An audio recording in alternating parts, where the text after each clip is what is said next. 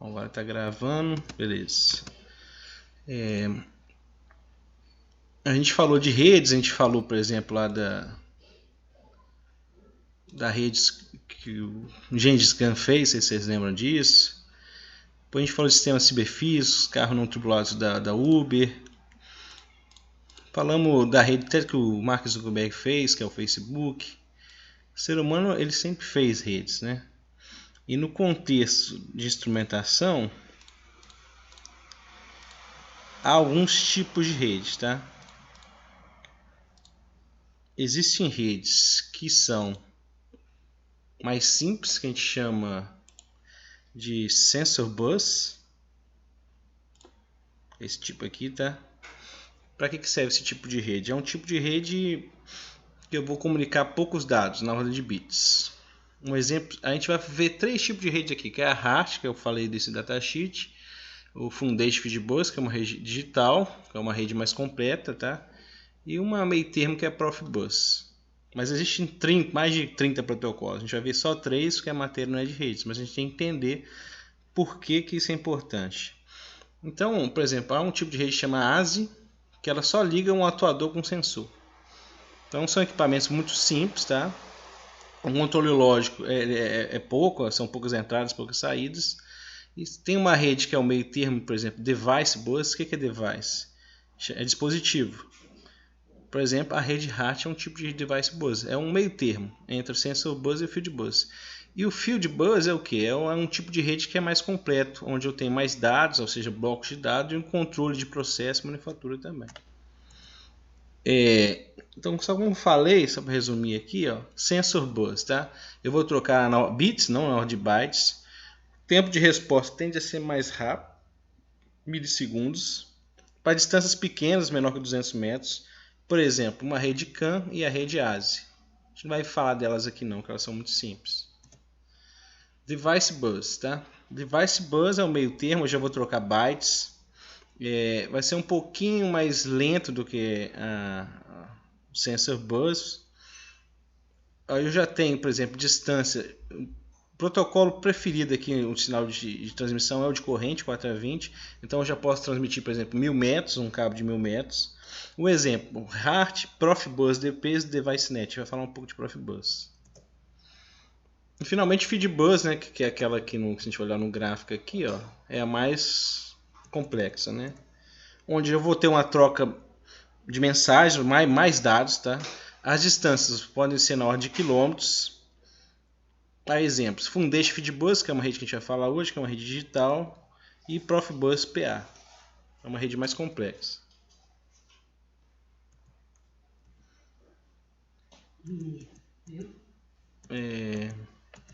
Vamos continuar aqui, não vou falar de tudo, vou falar das coisas mais importantes.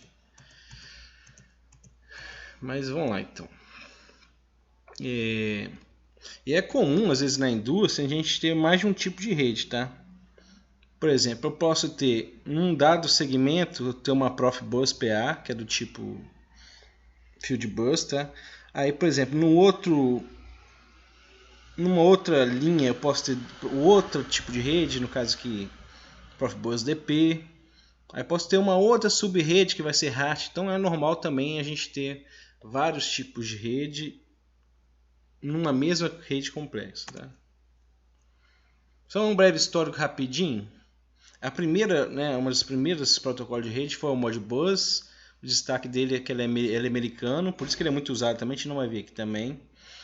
Aí sempre teve essa rivalidade, né? Para rivalizar com os americanos, na Europa surgiu o Profibus, que é da Siemens, que é uma empresa alemã.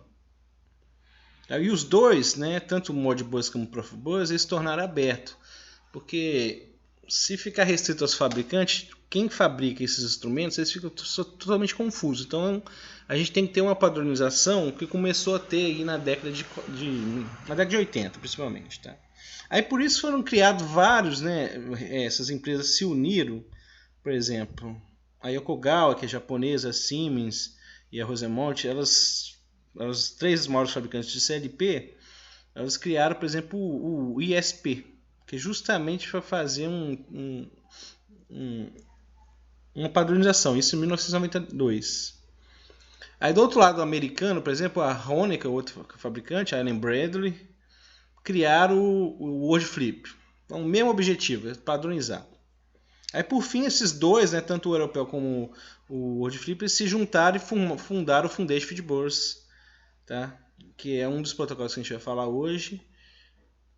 A ideia é sempre padronizar. Então essas empresas vão se juntando para chegar a um padrão comum. Isso aqui eu já falei, né? Sensor Bus, Device Bus, Field Bus. Não vou falar desses dois agora não. Então só para resumir de novo, Sensor Bus são dispositivos mais simples, custo mais barato, mensagem mais curta na distância de bits, configuração fixas, não são necessariamente as mais seguras e as distâncias são pequenas, tá? E o Field Bus, há alguns tipos, né? A gente vai falar de um tipo digital. Quando a gente projeta uma rede, o que a gente tem que olhar? A gente tem que olhar aqui, ó.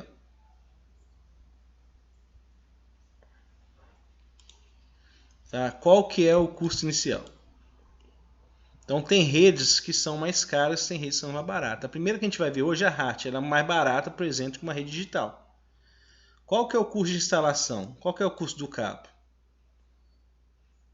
Então algumas redes, normalmente uma rede digital geralmente é mais cara a instalação dela, mas o custo de manutenção vai ser mais barato. Então a gente tem que fazer essa análise aqui de custo-benefício. Então algumas redes são mais baratas de instalar, mas as outras são mais fáceis de manter. A compatibilidade, geralmente uma indústria ela já tem uma rede que está funcionando lá, um tipo de cabo, por exemplo. Então será que vale a pena eu colocar algo extremamente novo?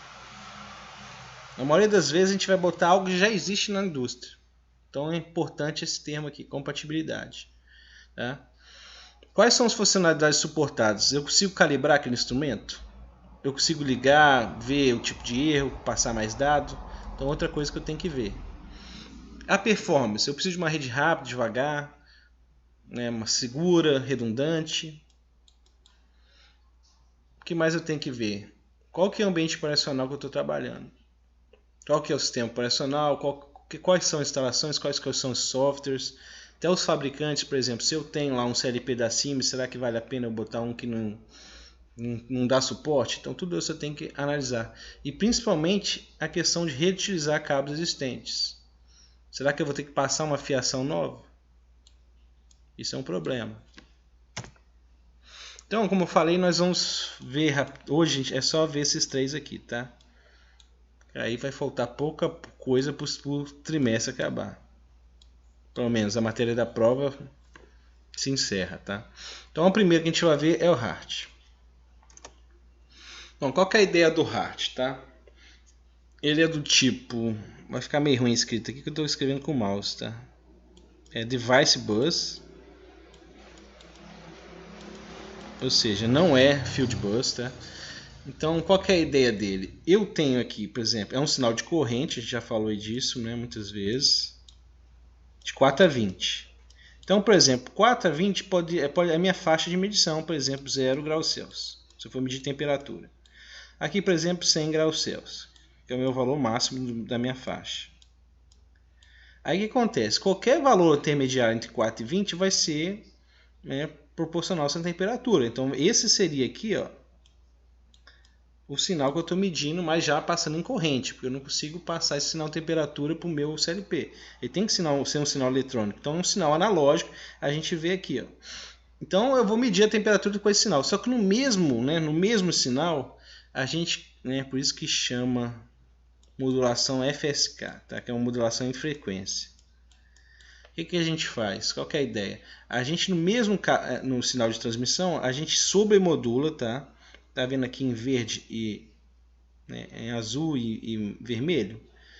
Então se a gente for dar um zoom aqui, ó, o que acontece?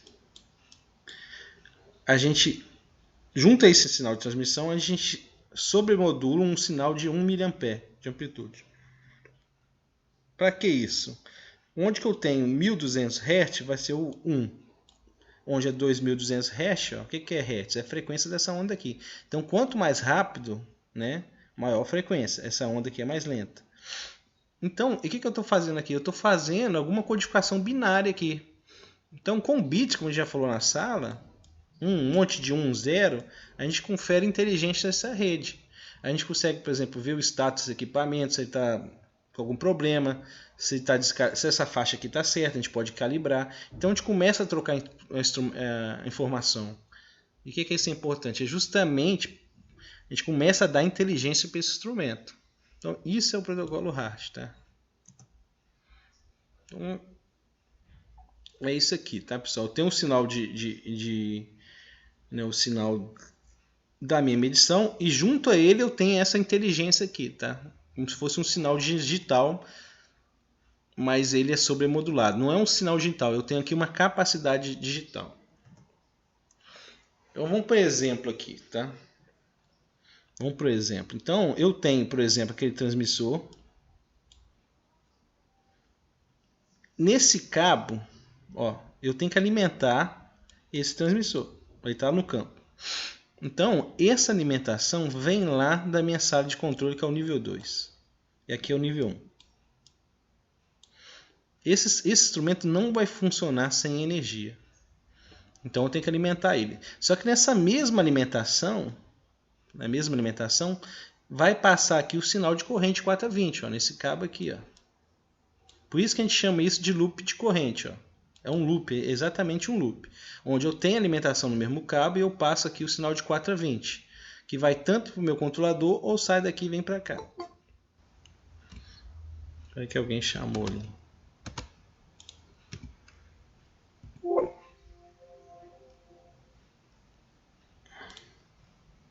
Deixa eu ver aqui. Alguém chamou.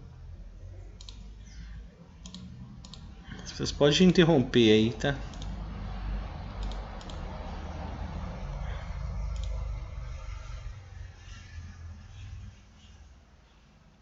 Eu tô gravando a aula. Qual que é o e-mail do Gabriel?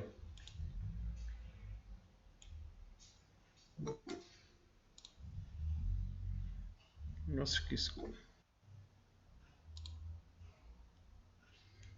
Tá. Então vamos voltar lá para onde que a gente parou. Então, nesse mesmo cabo vou ter o 420, vou ter minha medição e a alimentação do meu transmissor. E como que a gente liga esse transmissor? Para uma rede que, no caso, seria a rede HART. Vou tomar uma água aqui que eu estou tomando remédio.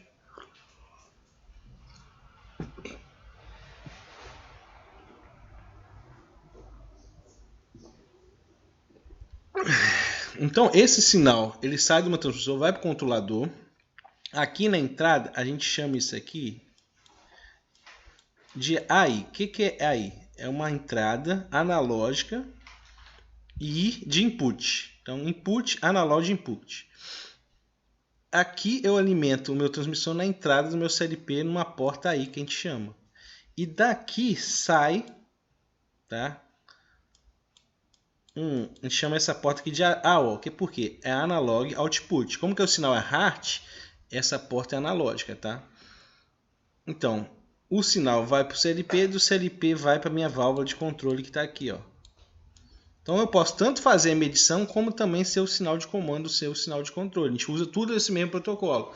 Repare que eu estou ligando instrumento com CLP e CLP com atuador. Não é uma rede tão complexa, né? É uma malha fechada só, então não é tão complexo. Por isso que a gente fala que ela não é da mais simples, mas também não é um field bus, tá? Poderia ser também o que, né? Se esse transmissor aqui fosse de pressão, né? Lembrando lá da placa de orifício, eu poderia estar medindo aqui o ΔP, passando esse sinal para o controlador, e aqui eu tiro a raiz quadrada desse ΔP e consigo aferir a vazão, tá? Então poderia medir nível, pressão, instrumentação em HART é muito comum para... o mais preferido para instrumento de medição de pressão, de nível é radar, tá? É mais digital.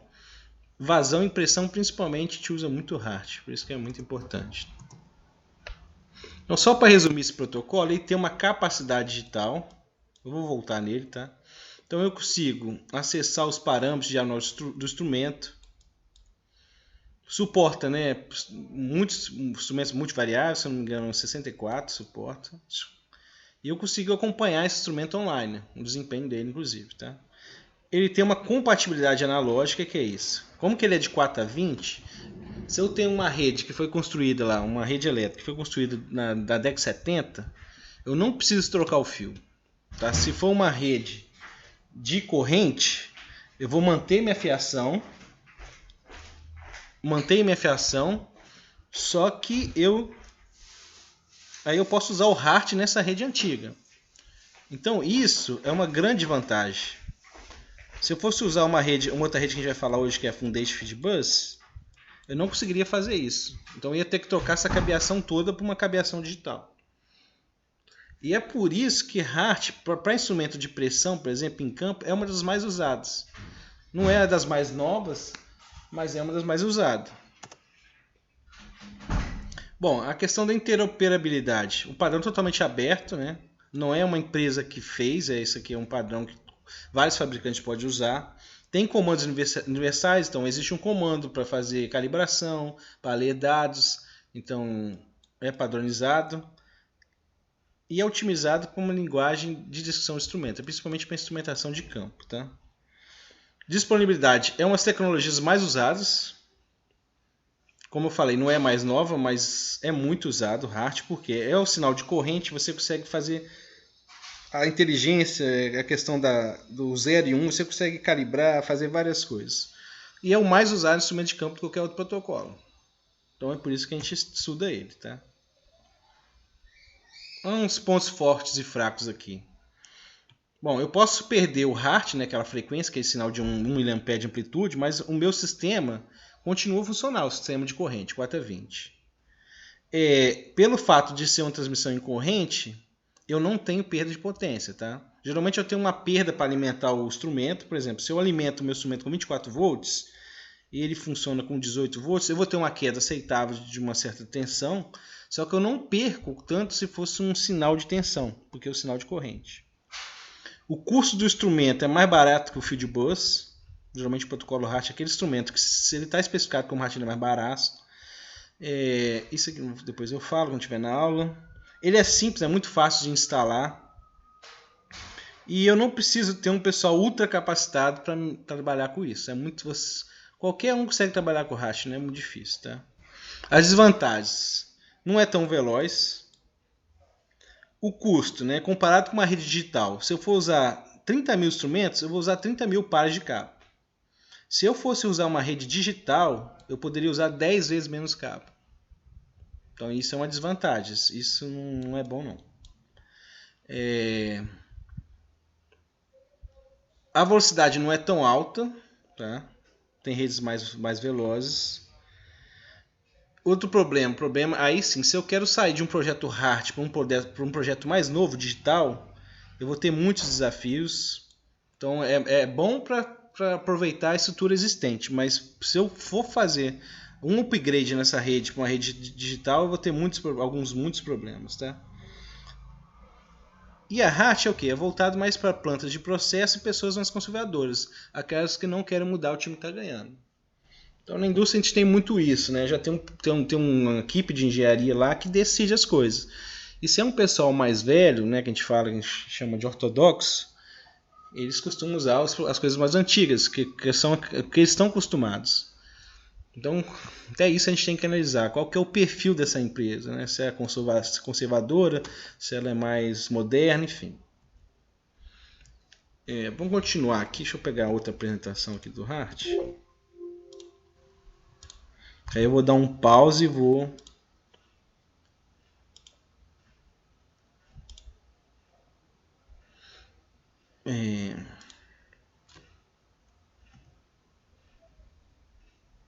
Então a ideia de uma rede, pessoal, independente do instrumento que eu tiver, se for um termopar, um motor, é integrar todos esses dispositivos, tanto a questão da medição como da atuação. Tá? Só comparando com a HART, né, eu poderia ter um sinal de tensão, onde eu não teria muita distância, ou um sinal de corrente. Tá? O sinal de corrente é só para o HART é só com 4 a 20, ele é padronizado com 4 a 20, não pode ser tensão. Então a gente chama isso de loop de corrente. Tá? O que é esse loop de corrente? Se eu tenho 4 a 20, deixa eu botar um ponteiro aqui.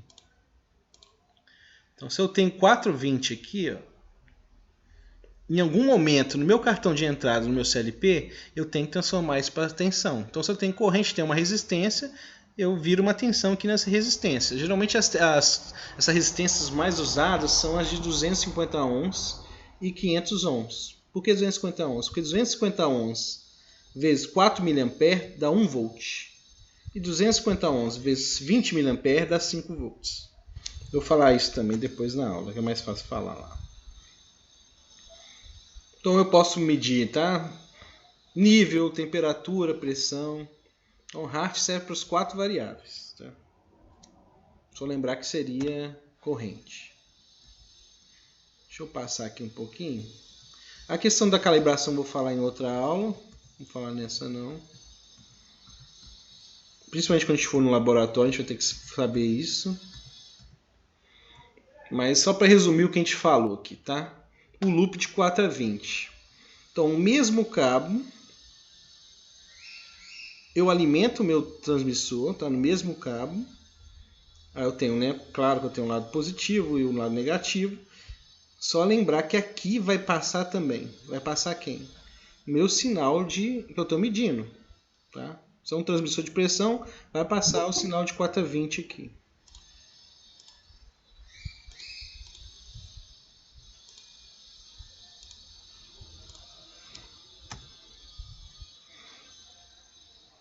No processo de calibração, a gente tem que falar lá, ó. Quem que é o meu zero? Tá? Quem que é meu zero da minha medição?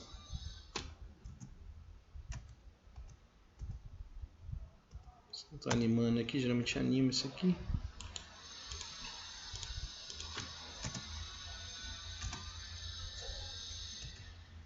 Então, quem que é meu zero? A gente chama isso da faixa menor. Então, isso vai ser 4 mA. E quem que é meu 100% da medição? Isso aqui vai ser meu 20 mA.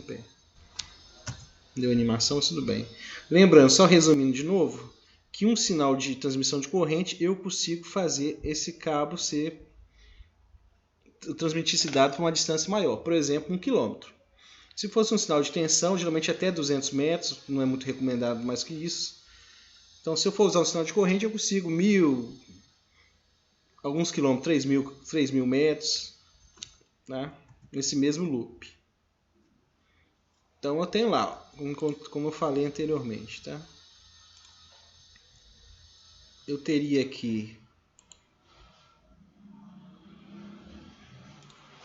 Quem é meu zero? O meu zero não é 0 mA, é 4 mA. Tá? E minha faixa, o meu valor máximo, né, que a gente chama de 100% aqui, seria 20 mA. Se esse cabo quebrar, aí que não vai passar corrente, eu vou saber que ocorreu uma falha. Então 0% não é 0 mA, é 4. Para justamente diferenciar o sinal de falha aqui. Se acabar a energia dar uma falha, vai ser 0 mA, eu vou saber.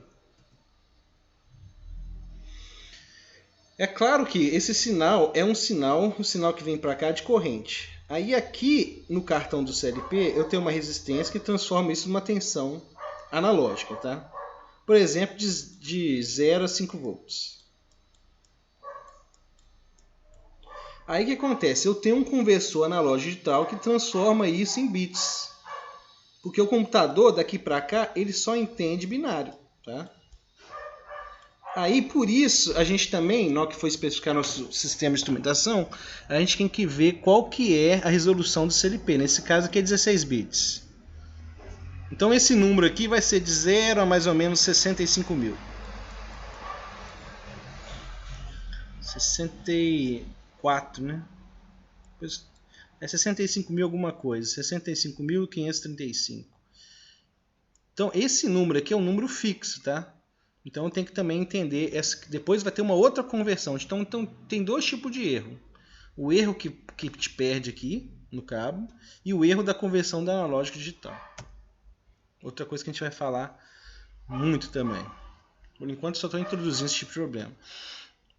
É claro que, só lembrar aqui no Hart, né, aquela questão que confunde muito, né? Eu tenho um gráfico lá, aí eu tenho um sinal que estou medindo, aí sobre a modulada tem esse tipo de coisa aqui, ó, que é um sinal de 1 mA de amplitude, tá? É 0,5 mA aqui e 0,5 mA aqui. Quando essa onda ela é mais lenta, ou seja, 1200 Hz, eu tenho o que aqui? Eu tenho 1. Quando ela é 2400, eu tenho 0. Aí eu vou mandando esses 1 e 0 nesse mesmo cabo aqui, ó. Isso chama modulação em frequência FSK, tá? Shift, S de Shift, K de Key. Outra coisa que a gente vai falar também. Mas no Hart ele tem isso. Eu acabei de falar aqui, tá? A gente tem o sinal de medição e a gente tem lá a nossa capacidade digital. No Hart tem uma outra coisa interessante. Quando a gente vai dar algum suporte nesse instrumento, a gente tem uma espécie de comunicador. O que esse comunicador faz? A gente pendura ele, tá, no próprio cabo, a gente pode estar no campo, pendurar, e a gente pode fazer a manutenção desse instrumento com esse comunicador, sem precisar fazer aqui da sala de controle. Isso só é possível por causa dessa capacidade digital, senão a gente não ia conseguir, por exemplo, ver o status desse dispositivo, calibrar ele, né? O que é calibrar? É justamente mexer naquela faixa, tá? E também corrigir uma coisa que a gente chama de offset. E muitas vezes o zero aqui, ó, ele não está no zero, tá? Tem algum erro.